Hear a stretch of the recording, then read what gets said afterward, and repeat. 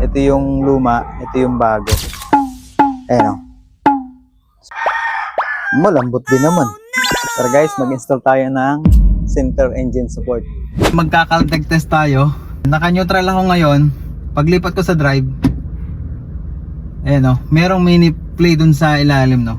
Balik ko sa drive, tapos lagay ko sa reverse. Oh, merong minig, di ba? Pero hindi pa naman malakas. Pero minsan, pararamdaman ko yung tugog. Lalo pag nagre-reverse ako dito, pag nagpa-park na ako. So ngayon, ang gagawin natin, ilalagay natin tong bago nating center engine support. Tapos magkakaldag test ulit tayo. Pakita ko lang sa inyo yung itsura ng bagong engine support. Ito siya. Original to guys.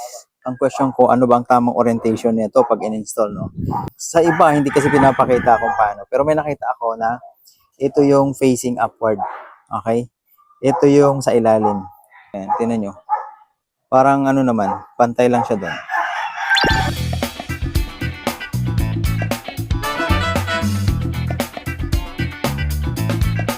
Ayan guys, yung iba, yung ginagawa nila para ma-check kung may play na, ginaganon yung engine. Ayan o. Pagka ganun kasi, yung ganong checking, yung talagang medyo malala na yung center engine support. Kaya mapapansin mo, gumagalaw na talaga to. Ang pihit nito, pag nandito ka sa ilalim, counterclockwise, pag ganun. Yan. Yan. Pwede ng kamay niyan. Gagamit na ako nito kasi wala na akong ibang pang ano dito. Yan, okay na yan. Huwag sobra. Okay na yan.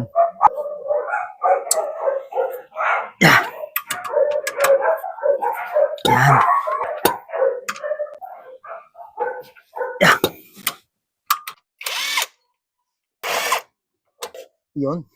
Itong part na to, yung may mga markings, ito yung lalagay natin sa ibabaw. Pag ganun siya. Yan, ganyan. Yan.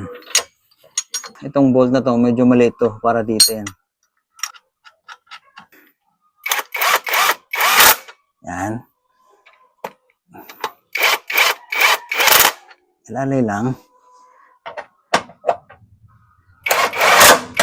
Yan. Dito guys, sabi 45 to 55 Newton meter yung kanyang torque. Yan. So dito nilagay ko na lang sa 56.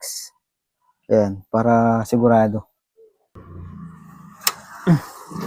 Yan o, nag-click na. Okay.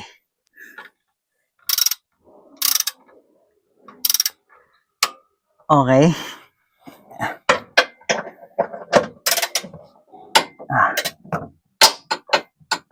Oh. Ganyan. All goods. Okay guys.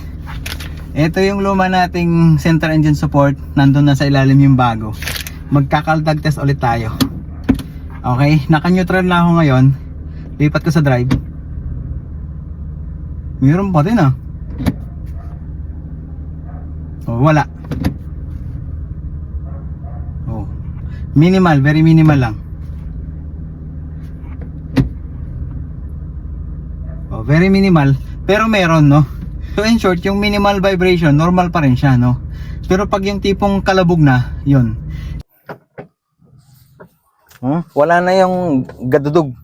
Ito yung napapansin ko, pagka stop and go na traffic, nade-delay siya. Yung pag-aapak ko biglang, parang gumaganon muna yung engine support, saka kumakagat yung sa transmission. Stop ako. Tapos go. Ayan, yung ganyan. Merong delayed. Kaya minsan, inaalalayan ko yan, nakalalay ako. Pag apa ko ng konti, saka siya mag-i-engage. Parang gano'n. Isa pa. Stop. Go. O, di ba? Walang delay. Pwede pa to actually. Pwede pa natin gawing backup. So, pero i-update ko kayo kung tatagal ba yung binili nating center engine support. Pero kahit pa paano, original yan. Nasa 2,000 plus yata yung presyo niyan. So, yun lang. Sana nakatulong sa inyo tong video na to.